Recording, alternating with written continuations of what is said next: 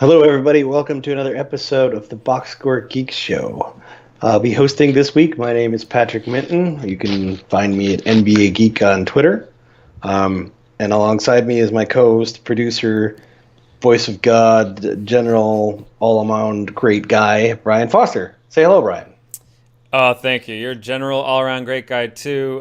Great to be back. We were off last week. Everyone's traveling. Dre and Andrew, I think, are traveling this week, too. But we're getting a show in. And, yeah, we talked right after the draft, Patrick, and all kinds of free agencies happened since the draft. So we'll talk all about that today. And, of course, Game of Thrones is coming back this Sunday, so I am hyped for that. But we're just talking NBA for now. I got myself a grill party planned for Game of Thrones. Oh, today, so. Excellent. So last time we talked was just kind of that quick post-draft madness that was going on. Just like, it was the Jimmy Butler trade and a few other gangbuster things, and since then, teams have been kind of doing that secondary types of moves, the roster filling up kinds of things, right? Yeah. To be fair, there were some moves that happened after that we kind of already knew about, but yeah, you're right. So I guess we could talk about whatever we want to talk about, but I'm just going to dive in here and talk about some of the moves Minnesota made. I made I made waves on Twitter. I pissed some people off by saying that both the Rubio trade and the Teague signing and the Jamal Crawford signing were all pretty much negative moves, in my opinion. The Rubio trade was kind of ridiculous because, so on the surface of it, it seems like a good deal. You're trading away a player for a draft pick and you get a whole bunch of cap room. But then if all you're going to do is turn around and spend that extra cap room on a replacement player who isn't actually better than Rubio, then you've done nothing. So, they traded Rubio for a draft pick and Jeff Teague, but spent a lot more on it, right? So Teague is getting almost $20 million. It's like $18.5 million a year, whereas Rubio was making, I think, 13, maybe 14. I'm not really sure how the math works out on his deal. It was like a 4-year, $50 million deal, I think. So they're basically just spending more at that position, which means you didn't actually win any cap flexibility at all. In fact, you lost cap flexibility just to have a player that you think fits your system better. I'm not entirely sure he is going to fit the system better. The thing with Teague is he has a history of injuries and stuff, and just as much as Rubio did. It just seems like they're just spending more money for a worse fit. And then that lands them in the position where, okay, now they have less money to spend where they really need help, which is on the wing, because Andrew Wiggins is a terrible player, and they have no depth there. And so they end up getting Jamal Crawford, who's undersized, isn't anywhere near as good a scorer as everyone thinks he is very old, he's declined in efficiency, and just can't defend on the wing. So it just doesn't, the whole thing just didn't make any sense to me. And now they're sitting with extra contracts like Cole Aldrich and a whole bunch of big men that they don't need on their roster. Yeah, it started off so encouraging, right? They brought in Jimmy Butler and, reunited him with Thibodeau. Maybe that will finally be the way forward. But then they made all these weird trades. So, and sorry to chastise you right away, Patrick, but we're catching up a little bit of the scratching again. So, watch the hands and arms a little bit. You get excited, I know. It's not me. It's other people in my house making movements. Oh, sorry. Okay. There's just something at the front door right now. Sorry about that. This mic must be crazy sensitive. And for the viewers that don't know, I got a new MacBook, and it has those fancy USB-C cables, and I don't have the adapter, so I can't use my fancy, great Yeti microphone. So I apologize for any scratching and stuff that might happen. Well, that's good. It's improved in the last minute or so that's good. But like I said, I know exactly what caused it. It wasn't me. It was something out in the living room. So the Wolves, that's got to be frustrating, right? Because they take so many big steps backwards, and then they take a few back. And I agree with you on Rubio. I think they probably just undervalue him, and they probably just didn't realize what they had. Yeah, well, but even if they undervalue him, that's fine. He also wasn't getting paid a lot of money in today's NBA market, right? If Rubio became a free agent today, he would definitely make more than the 13 million a year he's making, right? He'd make 16, 17, 18 million, I think. So it just, I mean, he was undervalued, but he was also underpaid. So, what? I mean, I don't understand why moving your underpaid assets to then overpay for at the same position just doesn't make good business sense. It doesn't make good general manager sense. Sure, I get why Thibodeau, the coach, might prefer one player to another, but Thibodeau, the general manager, shouldn't be doing that job. That is always going to be the problem with these guys who are both GM and coach. They're going to make terrible GM decisions because they want to do something that makes sense for them as coaches, rather than something that should make sense. Like if I were the general manager and Thibodeau kept saying to me, "I don't like Rubio, I want Teague," I would probably eventually say, "I don't care, fucking live with it, because this saves me $7-8 million a year. So, stop whining. Use the army you have." But when it's the GM and the coach are the same person, that conversation never happens. That check never happens. The coach just assembled his dream roster, regardless of what makes the most financial sense. And people in Minnesota are upset with me because they're like, "What are you bitching about? They're probably going to win 50 games. I don't know what more you want." And I'm thinking, well, I wanted to see the path forward that has us winning more than 50 games, because it's great if they win 48 games next year, or if they break the 50-win barrier. That's great, but I mean, what happens in 2 years, right? In 2 years, Jimmy Butler's contract is probably expiring, and Cat is like a restricted free agent who might decide to take a smaller deal in order to be able to opt out sooner. With a rookie like that, you have like a 7-year window, and we're in year 3 of it. So I'm pissed off that I think all of the moves after the Butler trade are very bad in terms of that 7-year window. Because the same thing happened there with Garnett, right? They brought in this guy that ended up being really good for them. They couldn't, and Love for that matter too, right? When they stumble on a good player, they can't support him, so it's just disappointing. Do we want to move on to this basketball reference list of free agents though? It's unless you have more on the Wolves. I don't really have more on the Wolves now. There's so much to talk about. Go down the list. Okay, what do you want to talk about next? So we've got all 152 agents here on Basketball Reference, and it's sorted by win shares. So we're just going to go through who basically the most important free agents were. And notably, we'll put an asterisk for James Harden, who is not a free agent but got that huge extension. And also got Chris Paul. We talked about that a lot on last week's show, but when we do more analysis, we'll probably end up saying the Rockets are one of the best teams, if not second best. But for now, we're just sticking to free agents. So Steph Curry, number 1, Kevin Durant, number 2. Both went back to the Warriors. We can just talk about the Warriors as a whole, I guess, because a lot of these guys are up there. This was not a surprise. They won a title together, so of course they're going to come back. The big question was, would they keep Iguodala at Livingston and as their big men, Petrilli and McGee, keep all those players who were not under contract together? And they're close to actually pulling it off, which is kind of amazing. They got Iguodala for probably a fair deal. Like I don't think that was much of a discount, if any. I don't think so either.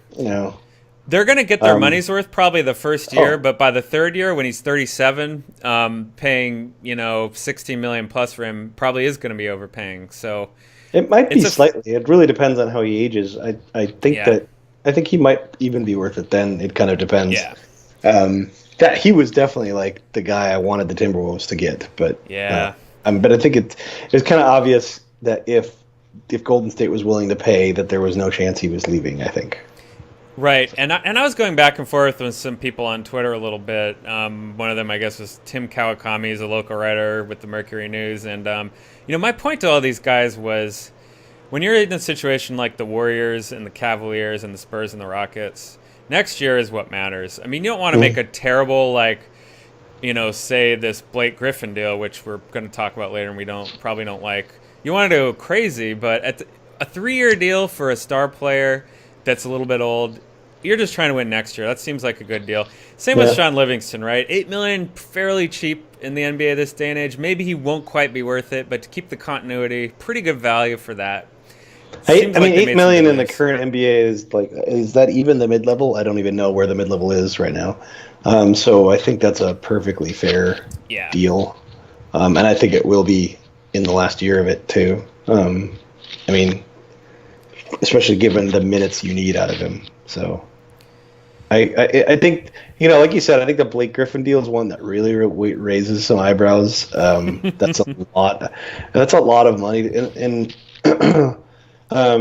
especially after having lost Chris Paul, you might want to be thinking about pushing a reset button instead. But again, this is like coach and GM, same person, so don't expect the GM to make decisions that make good sense for the organization. Expect the GM to make decisions that make his life as a coach easier.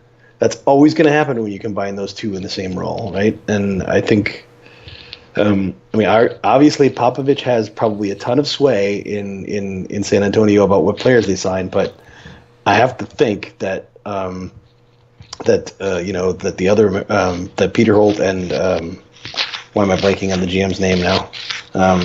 Help me. Oh yeah, I can imagine what he looks like. Help me, everyone. I can see. We'll figure it out in a few minutes. Yeah. Yeah, but I mean, you know that they're influencing there too, and they're probably. I'm sure they have lots of things to say about the long-term health of the franchise, especially given the market that they play in, right? And they probably place restrictions so that Pop just can't go out and get anyone he wants, because not all of the things he wants are going to make financial sense, or even aside from finances, aren't necessarily going to make sense for the long-term health of the franchise.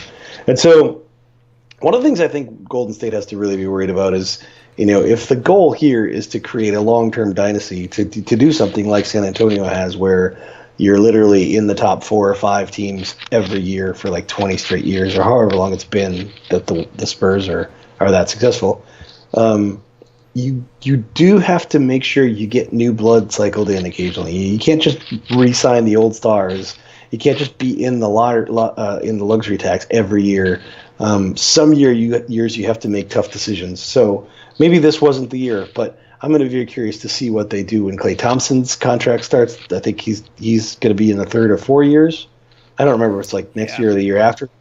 But those are like the kind of deal. Like eventually they're going to have to look at a player like that, and they're going to have to say, "Nah, we're going to let him go. We think we can still compete even if they go, right? And we're going to look at this young player to take over." They're going to have to do something like that. Right now, they've got a couple of promising young players, but I don't feel like I see anyone in that pipeline that's going to eventually, take over when one of these stars, when the money starts to no longer make sense. And that's another key is you got to do it at the right time. It doesn't, like, if you let a player like Klay Thompson go, it's not going to matter if the person replacing him is on their 4th year of their rookie deal and ready to sign a big contract anyway, right? And they're paying a lot of luxury tax right now, and I'm just really curious how long are they going to do that, right? Because eventually the system is really designed to make it incredibly unprofitable to do that, even if you are winning championships. Right, the luxury tax becomes more and more punitive the more years you go into it. Yeah, I think after the 3rd year, it becomes essentially unpayable. Yeah. Right, and so just an update here. The longtime Spurs GM is R.C. Buford. So shout out to him. We forgot his name, but we love him. We talk about him a lot. He's a great executive. Yeah. So, so that's what the Warriors' calculus is, right? Is that this is their time to win. They're going to pay the luxury tax now, probably next year. And then in 2 years, they'll reevaluate. That's when Klay Thompson's contract is up. In fact, that was what was being reported about the Iguodala deal, is that they were fine paying him whatever amount of money per year. It's just the 3rd year was troublesome for them because that's when their cap got bad. So, of course, I was saying Iguodala now is way more important than Klay Thompson in 2 years. And, the Warriors decided that in the end. But, we'll see. That's what they're doing, basically, right? They're gearing up for an additional 2-year more run with the luxury tax. Mm-hmm. After that, Durant and Curry will be in their 30s, and they'll have to reevaluate. Are they still going strong? What are they doing? So, it makes a little bit of sense. But just to finish off the Warriors here, we were talking a little bit about Nick Young before the show, and that was kind of a weird one. So Nick Young's never been a good player in his career. He's always been bad. But I read this interview that Steve Kerr had with Anthony Slater, who's a local reporter, and basically what he said was, well, we're just trying to bring in as many I'm paraphrasing him. He didn't exactly use this term, but what I took to mean was as many Klay Thompson clones as possible. They want as many 6'7" guys that can shoot threes and that can defend well, and they believe that Nick Young can be that player. And you didn't quite agree with them, and I didn't really either. But yeah, I mean, I think so. As I said before, I think that some details matter. Like let's just take his word for it that okay, he can defend well. It's still a trade-off, right? He's a turnover-prone guy who doesn't pass, which doesn't fit very well into their offensive scheme at all, and who doesn't really shoot all that efficiency. Doesn't make great decisions on offense. I don't know that it's not going to move the needle because he's going to play like 10 minutes a game if we're lucky, right? Although I should rephrase, he'll probably play more than that just because the Warriors will blow so many teams out that they'll have the starters sitting in the fourth quarter frequently enough, right? But what I'm saying is he's not really going to play enough minutes so that you can say he's going to cost them wins or win them any games, right? Like literally, if they just left him off the roster, I think it would have no impact on their predicted record, right? And I'm pretty sure everyone would agree with me on that. So it's a question I ask of why are you paying that guy $5 million? Why aren't you paying the vet minimum to some guy from the G League or a second-round draft pick or something that might pan out in 2-3 years when Iguodala's contract expires, when Klay Thompson's up for renewal and you're really not sure if you want to sign him to pay for it, etc. Like you have to get new guys. You got to get young blood in to you have to be able to start evaluating players now, and that's exactly what those end of the bench spots were. I'm sure that there are 6-7 guys who can hit threes, like a dime a dozen in the G League or right out of college, and some of those are probably NBA ready players. And why not just try one after another until you find one? Yeah, no, absolutely. And my complaint was a little more nuanced than that, which is basically they're kind of thin at big men. Yes, they have Durant and Draymond Green. But other than that, they're depending on Pachulia and West, who are really old and may not have even come back, who are good players. But if one or two of them goes down, they're going to be a little bit thin. They're going to try to keep McGee. They might not be able to, but why not give $5 million to McGee or Pachulia and just ensure you can keep them? That's kind of what I was wondering. One thing is, though, they did draft Jordan Bell. He's a second-round pick, so you can't depend on a second-round guy. They actually traded for him. They might be depending on him to be in their rotation. He's beasting the summer league. I know that doesn't mean anything, but I wouldn't be surprised if they're like, yeah, we could give Jordan Bell that McGee role, and play 8 to 10 minutes. So that might be what they're trying to do. So do you want to move on to the next team, the next free agent now? So the third guy on this list here, Gordon Hayward. After a long, drawn-out saga, there was even, rumors of a DeAndre Jordan kind of situation. But that's just kind of a reporting issue. He did end up on the Celtics. What do you think about the Celtics overall? Well, so let's start with Gordon Hayward first, though. He signs a max deal, 4 years, $128 million. I love Gordon Hayward. He's a really good player. He's improved a lot. But maxing out a guy who's not a point guard or a big, and who's not even like one of the best wings, it could pay off for them. He could just keep improving. But I think it's risky. I think it's a little bit of a risky deal for them. Yeah, I think I agree. I mean, I'm in the same boat as you. I really like Gordon Hayward, and he did have his best season ever last year. There's no question. He's just such a big step down from Durant or LeBron James, though, right? Well, of course, yeah. So generally speaking, the players that live up to max contracts end up being actually bargains, right? Because they'd make more if there were no max. I think I would, from a security standpoint, you'd love to have seen Gordon Hayward have like maybe 1 or 2 more seasons like last one before you're sure that this is a good deal. On the other hand, Okay, so my thing about this is I don't hate the Gordon Hayward deal at all. I think it's fine, but the problem here is again, it's just like Minnesota. You let Jay Crowder go to do this, right? Yes, Hayward's probably better than Jay Crowder, but Jay Crowder was making like $8 million a year, some ridiculously underpaid contract. So you got a guy who's a little better than Jay Crowder, but you're paying a fuckload more for him. So it doesn't make sense for me, for the organization. It doesn't make I think Gordon Hayward it's basically swapping Hayward for Crowder on its own. Like, I don't know the other roster moves, right? So but just on its own, maybe that nets you like 1 win, maybe 2 wins. And that's not worth the like 20 million more you're paying for it. It's just not worth that. If they could have kept Crowder and added Hayward, then the math starts to be much more interesting. But Jay Crowder was pretty good and was very underpaid. So this deal doesn't really like, if the over-under is at the same spot in Vegas, I'm going to be like, meh. It's they're going to win the same number of games, in my opinion. Now, there's probably some benefit to the fact that, guys like Avery Bradley might be gone, or guys like Kelly Olynyk that weren't that great. They're gone, and so maybe better players take those minutes. Who knows? It's really hard to evaluate how a team changes when so many moving pieces change, but it doesn't seem to me like Hayward is enough of an upgrade over Crowder to justify the price that they paid for it. No, yeah.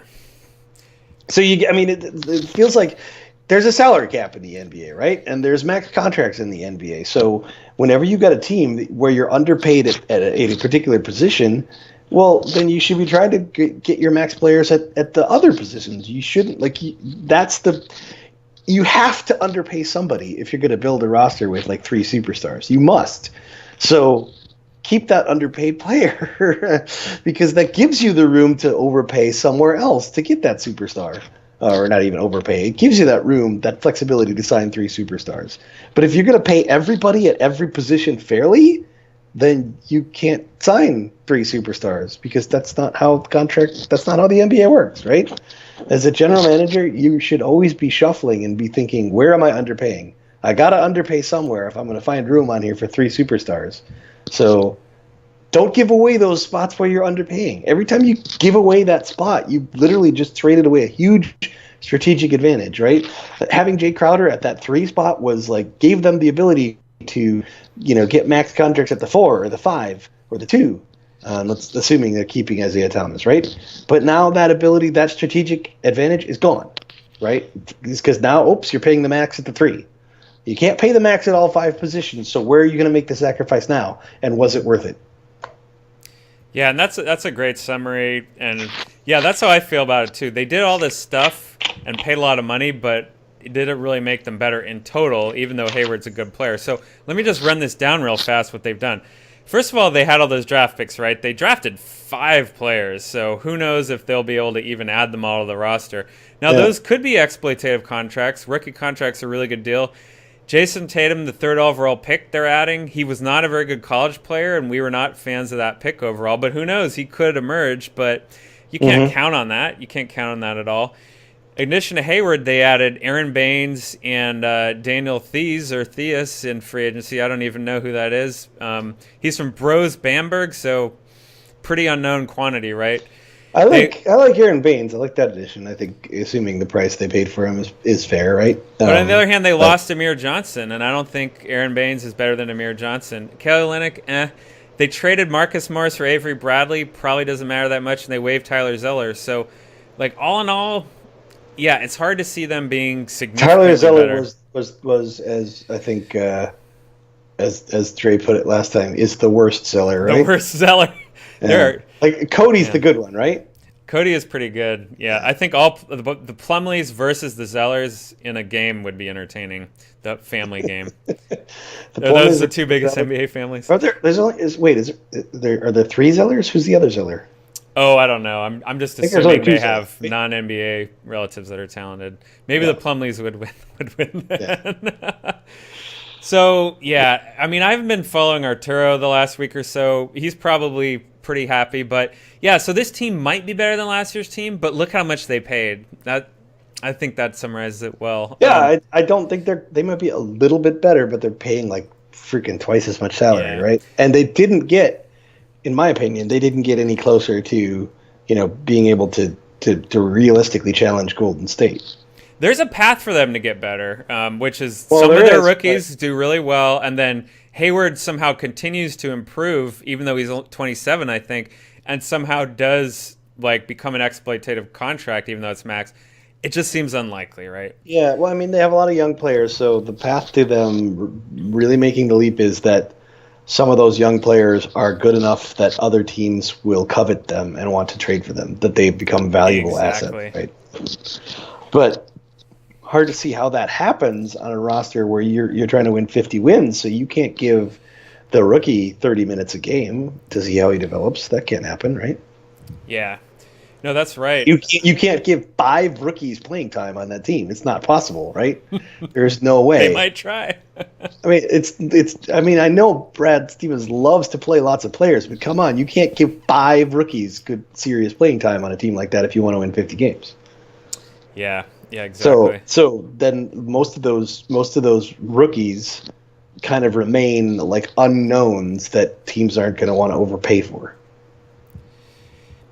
Okay, we've got the 4th ranked player in win shares last year, the last one to produce double digits, 10.1.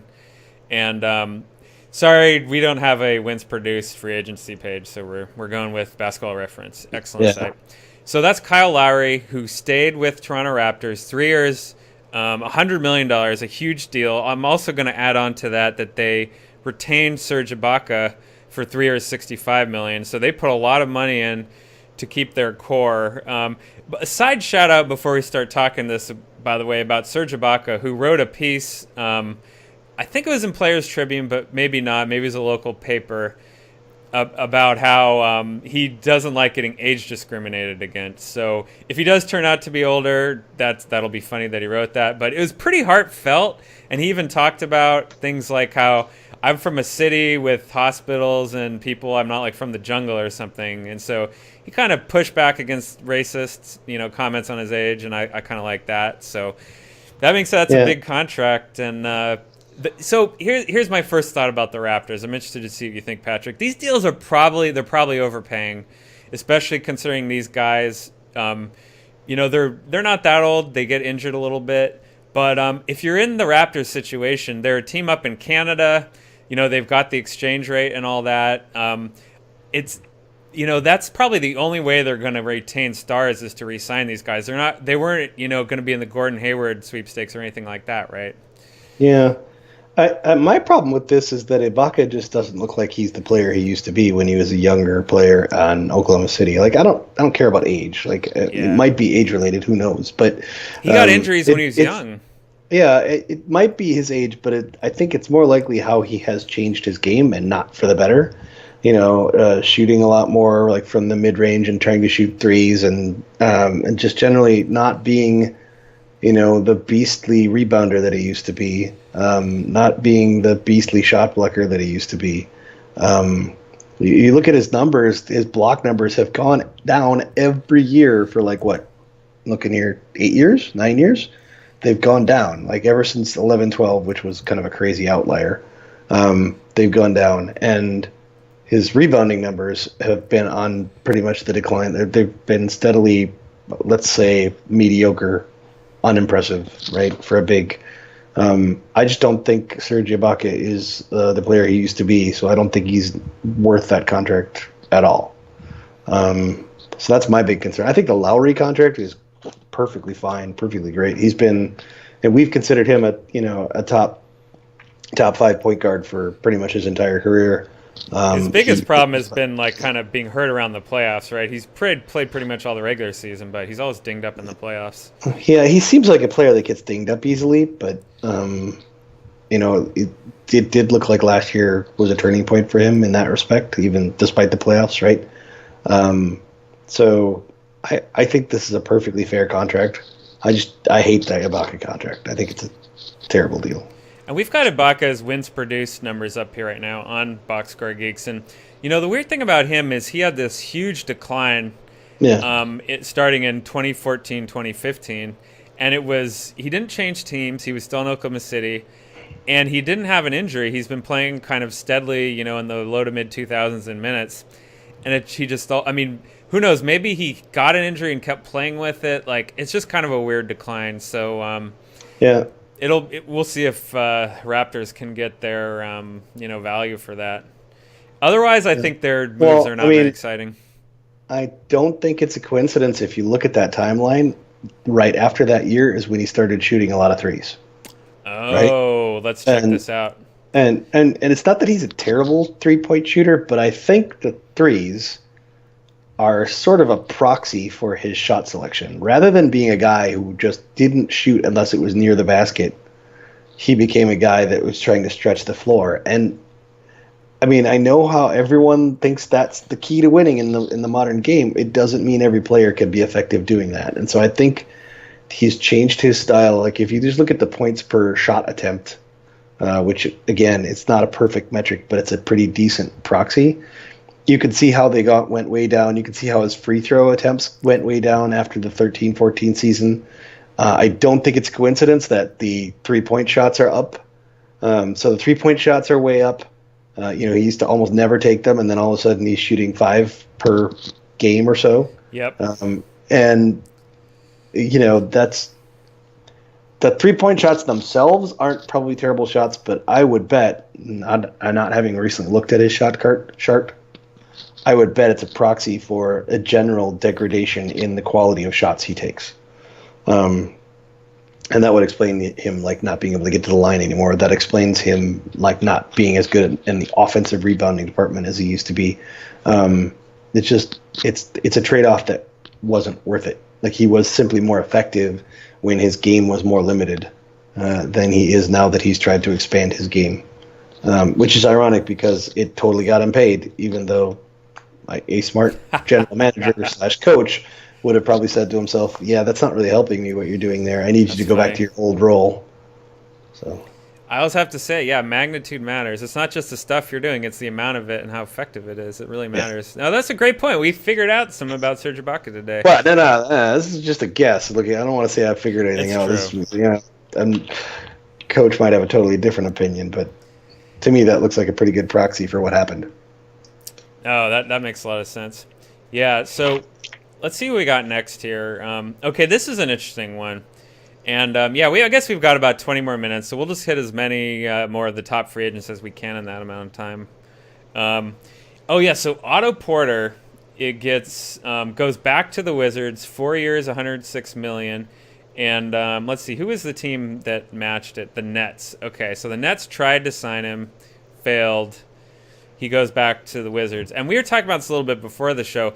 That's a lot of money, and you were saying that the general consensus maybe he's overpaid, but we actually like him a lot and think this might be an okay deal for someone that young. I actually think he's been pretty much fantastic since his second season. I think he broke out really big in his second season. His first season he was injured the whole year, right? Yeah. And then I can't remember if it was second season or his third season. It might have been his third where he kind of blew up, and I remember we lost a lot of money betting the under, and he had a he had a fantastic season. It was thanks to him. And he was great last year too. I think this is a fair contract. I don't think it's expletive. I don't think he's exploitive. Is that? I don't think it's. Is it exploitative? I don't know. I don't. But basically, I don't think Washington's getting a great deal out of this unless he makes another leap, which is always possible. But they're also, I don't think, overpaying, assuming he stays healthy. I think getting a player like that for 4 years in his prime is perfectly acceptable. And you and I, we hate the Beal deal, right? We hated that signing, and he actually, it's kind of funny because he actually totally proved us wrong and had an above average season. 4 years of being below average, and then boom, all of a sudden he's above average when he's making $25 million. But I still wouldn't want him on that contract. Even so, I wouldn't want him on that contract. But he did actually have a really good season. He went from 2 wins produced. I think just eyeballing it, it looks like he produced as many wins last year as he had in his first 4 years combined. That's how much of a leap. That's how much of a leap he made. For my money, he totally should have been in the most improved player conversation. Who won it this year? Who did win it? I don't know if I know. Oh yeah, it got announced in that award show, huh? I know it, but I forgot. It was. How do we not know this? This is usually one of those. Oh, I know this. It was Giannis. It was Giannis. Okay, yeah, I don't think he was that much better. Beal was way better than he was last year, right? I mean, well, so Giannis was really good, but then he got even better. So yeah, I didn't look at this in any kind of a rigorous way to know who should have been most improved. Yeah, I mean, if you look at Beal's shooting numbers, they just kind of exploded, right? Washington, though, they're probably thinking the East is ripe for the taking, right? Boston, Cleveland seem like okay teams, but didn't have great records last year. They've got, like you said, Beal, who's okay. Wall's been great. Gortat's been great. They keep Porter together. Those are four pretty good, Gortat, though, is like, what is Gortat? He's like, super old, yeah. He's like 85. I mean, he's got to be like... He keeps producing, though. He does, but, I mean... Yeah, anyway, I think that the Otto Porter deal is fine, right? I mean, I think it's one of those deals where I flip a coin, right? It's perfectly fair deal. It's nothing you could complain to anyone about, I don't think. So the Teague deal, we already talked about that. Yeah, the Clippers, we didn't talk. You talked briefly about Blake Griffin, but very briefly we talked about Blake Griffin. So let's talk about this. Blake Griffin is, for our money, Blake Griffin is a fantastic player. Like, we've always liked him. We think he might be just a tiny bit overrated. Like, we don't, we don't put him in that, like, MVP category of player. But he's always been a very good player. He's just hurt all the time, though. And he's hurt all the time. That's kind of a thing. I personally, I think the concept of players being injury prone is one that's really overrated. I think that's true. Like, there's so much variance, there's so much freak volatility. Like you might think LeBron James is like this Iron Man, but at the same time, like there's just, if you just think about the freakishness of jumping and then landing on a foot the wrong way, and I don't care how much you've been training, you can break your ankle doing that. It's just a freakish thing that can happen. I'd never put a lot of stock in saying a player's injury prone or not. And so unless, the types of injuries that have them out, lead you to believe that there's something systemic, like for instance, I'd be very concerned about Joel Embiid's feet. But so the injury proneness, but I've always thought of Blake Griffin as a good player, probably even an all-star level player, but I would never have put him in any MVP conversations. And so for him to be getting this so-called supermax, right, where he's making, let's do the math, he's making $35 million a year? Almost $35 million a year. Let's see, we got it up here still. 5 years, 173. That's $35 million, right? Right there, yeah. It's 34 and a half. 30. It's a lot. I mean, it's one of the biggest contracts in the history of the league, right? By definition. I mean, you got Curry making $40 million a year. You got Harden making $40-ish million a year, right? So there's some other super maxes out there. And then the key with again, it's this coach and GM making the same decisions. Kind of like shouldn't LA be thinking about kind of rebuilding? Like, I mean, they got Blake Griffin and Danilo Gallinari, and I guess Austin Rivers is now their starting point guard. Or wait, they got Patrick Beverley. Yeah, so here's my problem. Let's hope that Coach puts Patrick Beverley in as the starter and not Austin Rivers. But it's like, that's a lot of money to tie up in a guy. Like, it's like a third of your cap, and I guess they're in LA, right? So I guess maybe there's this. They're thinking, well, just like the Lakers, they might be able to attract premium free agents, but it hasn't worked for them so far, right? Despite the fact that they had great players, they haven't really been able to attract a ton of premium free agents. So, yeah, and so we talked about this 2 weeks ago, our last show, when that Chris Paul trade happened, right? And I pretty much agree with everything you guys said there, which is basically they got what they could for Chris Paul, but the problem was choosing Doc Rivers over Chris Paul last year, that it was reported that was the issue, basically, right? That Paul wasn't happy with the moves that that GM Doc Rivers was making. Mm-hmm. So yeah, and that's disastrous. And then look at what their roster ends up being. So they paid Blake Griffin a lot of money. Let's say he's healthy and he plays like he did against the Spurs in that one playoff season 2 or 3 years ago. Like, great, he's a great player. DeAndre Jordan, one of the best centers in the league. Gallinari, okay, $20 million a year. Maybe we're overpaying him a little bit, but he could be a good player. That's a nice, good front court with really good size. Those three guys. But what else do they have? Yeah. Pat Beverly is their only good guard now, and he's a good player, but he's so much worse than Chris Paul. Austin Rivers, they just have no depth anymore. It's hard for me to see them being a playoff team even this year, considering how many other teams have taken especially a step in up. the West. It's really hard to see, right? Unless Gallinari is way better than we think he is, unless some weird things happen. It's hard to in the West. It's really hard for them to be in any kind of contention. And I think they're going to be a marginal playoff team. It's definitely like they're going to be somewhere in that 40 to 50 range, and it's going to be the question, like, is it enough to get in the playoffs or not? Yeah, and I think we'll see. There's still a lot of free agency to go. There's still teams getting injuries and whatnot ahead of them, but to me, it's looking no right now. It's hard. It's hard for me to see them doing it. Yeah, you got teams like the Thunder getting better. The Jazz probably got a little bit better. Or wait, is it Jazz or Denver that I'm thinking of? So Denver signed Millsap, which is probably a good for them. And did George Hill go to? Oh, he went to Sacramento. Ooh, that's weird. Sacramento signed some players. But in any case, the Timberwolves got better for sure. I don't think there's any doubt about that. Denver probably got a little bit better. OKC definitely got a little better. I don't think they got as much better as everybody thinks with the Paul George signing, but they definitely got better. It's just the West is going to be tough. The Rockets got better, and the Rockets were already a good team. That's a good point. So even though the Rockets are not going to get passed in the standings by these teams below them, they're going to be a better team, so they're going to give those teams more losses. Well, so here's a thought. Like, last year you would have said, okay, like the Clippers and the Rockets, I totally would see that series as a split, right?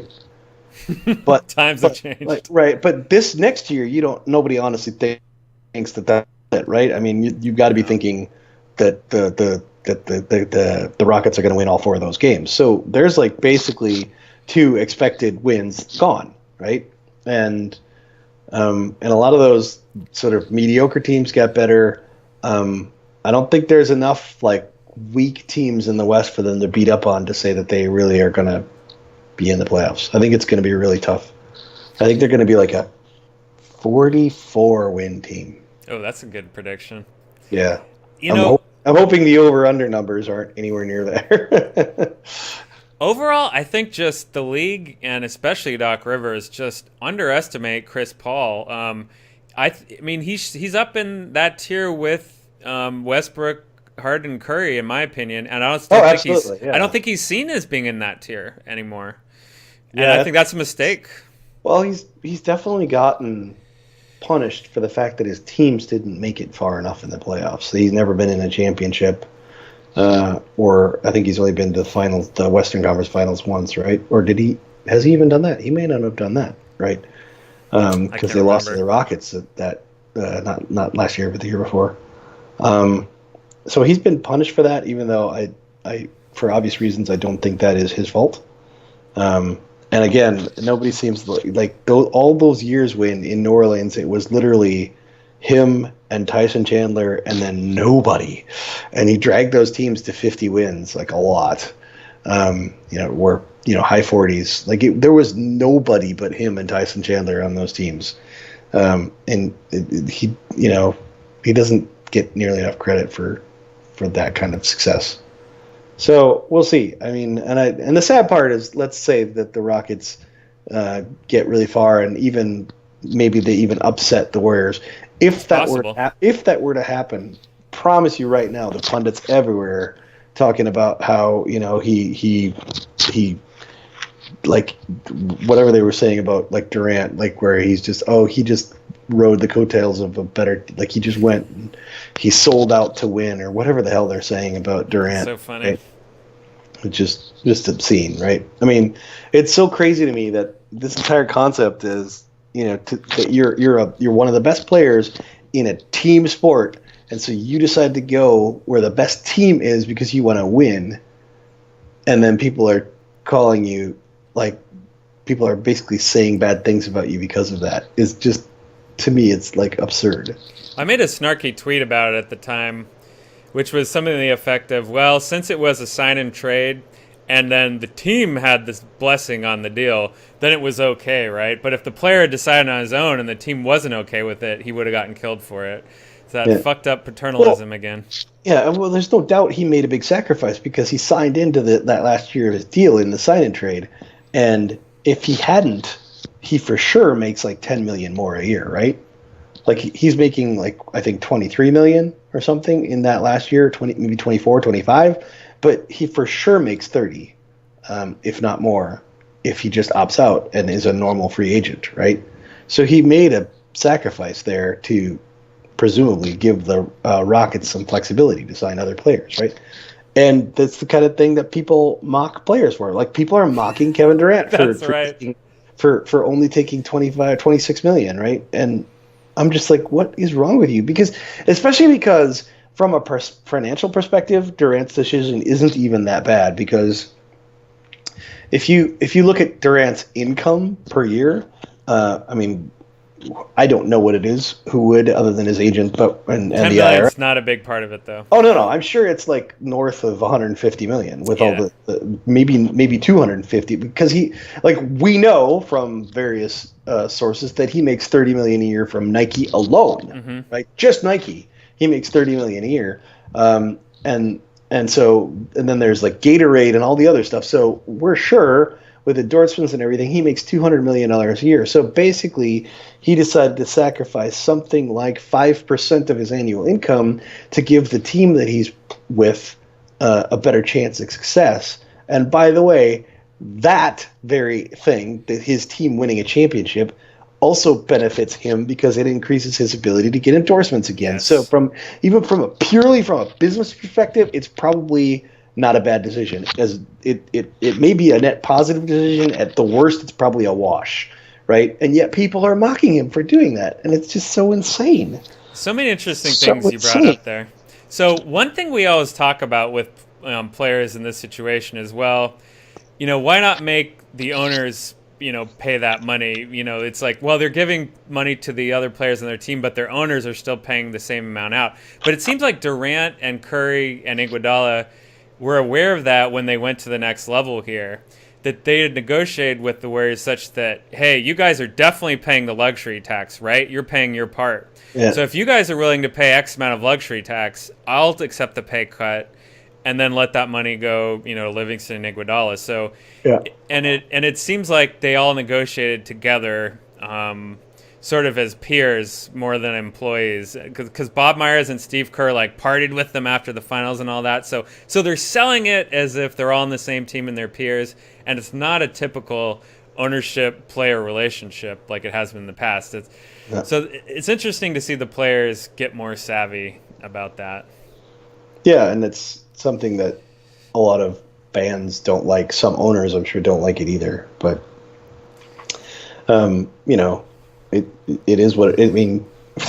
This is the kind of shit you get when you create a marketplace that isn't real, right? This is a socialist marketplace. There's with salary caps and player max salaries. That's not capitalism. So when you create a market that isn't capitalistic, that's essentially socialist, you can't be all shocked when the players act like as their own little cartels. That shouldn't surprise you at all. If you wanted a free marketplace, you should have created a free marketplace. You're getting exactly what you agreed to here. So. I love those economic terms, and that's true. There are a bunch of little cartels within pro sports leagues, which are cartels themselves. Yeah. That's funny. So I guess we got about 10 more minutes, right? Is there anyone like specifically you want to talk about? I kind of want to go to the Jazz. Well, okay, let's do Really? Spurs Because real fast. I wanted to actually talk about the 76ers. Okay. Oh, yeah. Let's This go is actually really 76ers. interesting what they're doing. They've signed a bunch of one-year Yep. deals. Well, I guess at least two. I think more, right? But at least two with Amir Johnson and JJ Redick. And this is helping them get to the salary floor.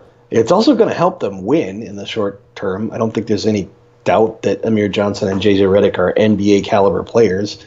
When you contrast it, like they're probably upgrades at whatever positions they were last year. They become pretty solid, like people to surround their younger players with. I kind of like the 76ers next year as a playoff team. It seems like it puts them in kind of an interesting position in a year when those deals come off.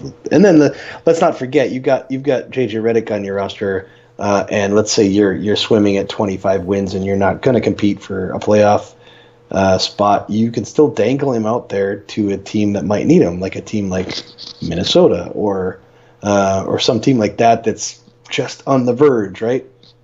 Like, could you imagine, for instance, sometime in January, trading JJ Redick to Minnesota for that OKC pick, and then some other contract fillers, right? Like that pick, and then maybe Cole Aldrich, and then some young piece that they want. I could imagine a deal like that, right? Yeah, and I like these deals too. So of course they're overpaying for JJ Redick. Probably not Amir Johnson. He's pretty good still. But yeah, they have to get to the salary floor. These are just 1-year deals, so they aren't gonna hurt them at all. And these are good players that improve the team. Now they beat Boston. They didn't add 5 draft picks to the team. They actually added 6. And we're not very happy. At least I'm not personally. I don't think trading up for Fultz was very good. You know. Maybe he'll end up being the best player in the draft, but odds are he won't. He was not even close to being the best college player. So giving up all those assets just to move up a little bit doesn't seem like that good of a move. But other than that, these are pretty good free agent moves. Now, whether they make the playoffs will be interesting. Arturo and Dre were going at it a little bit on Twitter when it happened. Arturo was more positive and Dre was more negative. It's really like all these young players. All of it depends on Ben Simmons, right? It really all depends. Ben Simmons, yeah. If Embiid is healthy, maybe he'll be good. He's healthy, and if he lives up to, people expected him to be that Blake Griffin type of player. If he lives up to that, then yeah. But it's really hard to say, both because he's a rookie and because he's coming off a pretty bad injury, right? That's just a double whammy of making it impossible to predict.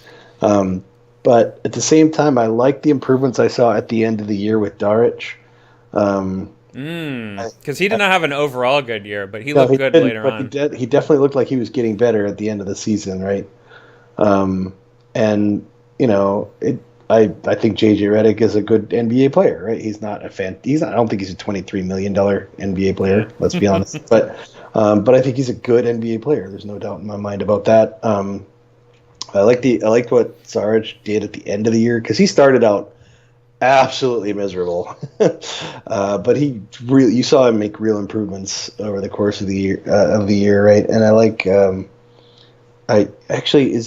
TJ McConnell still with them, or did they turn him away? I believe they still have him, and I'm a big fan of his, but it's unclear what his role is going to be now. Yeah, they'll probably make him be the backup to Fultz, which is kind of but that's dumb. It is dumb, but I wouldn't be surprised if that's happening. We're talking about Little Westbrook here, TJ McConnell. He's amazing. Got to start McConnell. I like him a lot. But he doesn't score a lot, so he's undervalued, right? Exactly. It always works. But and he also this is also actually kind of a bit of a problem. He does not get to the free throw line enough for a starting point guard. It's kind of a big deal. You need your starting point guard to get to the free throw line a little more. And I don't know what I think there's a couple factors in there. One is obviously because of his shot selection. He's not a guy that crashes the rim a lot. Another is obviously that So this is kind of, maybe this is an underrated factor, but one of the prime ways that point guards get to the line a lot is because when their team is winning in a close game, they get the ball and they get fouled. But obviously, Philadelphia was not winning a lot of games at the end of fourth quarters, right? So there weren't a lot of opportunities for him to just get those quote-unquote free throws. If you're a team that's winning 50, 60 games, or even a team that's basically winning 500 ball at least, then it probably at least, a good portion of the time, 20 games out of the year, you're in those scenarios where you're up 4 or 5 points and you're getting fouled, and the guy getting fouled is usually the point guard because the team does everything in their power to inbound the ball to him. Right. But when you're never winning in the last like 3-4 minutes of a game, then that's obviously you're not getting the line like that. But, and you're not saying those are like wasted stats or anything, right? It's important to be able to make free throws at the end of the game. It's just a missed opportunity. It's just an opportunity that's not there. So it might make him look less effective than he really is. So if the Sixers were like a 40-50 win team, then his free throws per 36 minutes or 48 minutes, however you want to measure it, would probably be higher than they are now. Having said that, I still think they're really low. And part of that is because he doesn't shoot very much, right? He doesn't shoot very much. So when you're not shooting very much, no one's fouling you, kind of by definition. And the other is, his shot selection it's not a lot of it, there's a lot of jumpers and things in there. There's not a ton of, crashing the rim, stuff like that. And then the last but not least, the really important thing is he doesn't shoot threes, right? He's not a good 3-point shooter at all. Yeah, that matters. So even Mo Spates is improving himself. That matters a lot in Brett Brown's offense too. So it seemed like, looking at his numbers, he was okay, not great his rookie year, but he was abysmal last year. To the point where, looking at the numbers again, didn't watch a ton of games in Philadelphia, but looking at the numbers, it almost looked like the coach said, "Dude, I need you to stop shooting threes," because his free throw, his attempts went way down, right? But this is one of those guys you're talking about, right? That you need to underpay someone to win. If he ends up not being their plans and being available, and some good team gets him to be their first guard off the bench, that's going to be a steal. Obviously, you love his passing, you love his rebounding. He's really defense. that sort of. He's that Jason Kidd type of prototype. Right? And I love that, and I hope he doesn't lose playing time to Fultz, but we could probably think that's exactly what's going to happen. So 76ers will be fun to watch, at least the first game. How long that maintains, we'll I think have to see. The Lakers are going to be fun to watch just because we're all curious to see how Alonzo Ball plays, right? Oh yeah. Here's the thing. I think if Ball lives up to his sort of reputation isn't the word I'm looking for, hype. If he lives up to his hype, he's going to be way more fun to watch than Fultz, even if Fultz lives up to his hype, right? Because Ball's game is just fun to watch, right? When he's making those really ridiculous passes and shooting from really deep and stuff. If he lives up to the hype, he'll be really fun to watch. Yeah, and Kyle Kuzma and Josh Hart were two more players they drafted. And again, not to hype rookies too much, but they were two really good college players. So maybe the Lakers rookies will go somewhere. They picked up Brook Lopez, lost Nick Young. That doesn't really matter. Mozgov, the worst Lopez. The worst Lopez. But they shed Mozgov and Russell. And they waived Tarek Black, who's one of our favorite players on the team. So kind of seems like same old Lakers. They'll be a young, entertaining team, but there's no way for them to make the playoffs, I don't think. Unless Lonzo Ball is LeBron. Do you think they're going to be doing as much blatant tanking?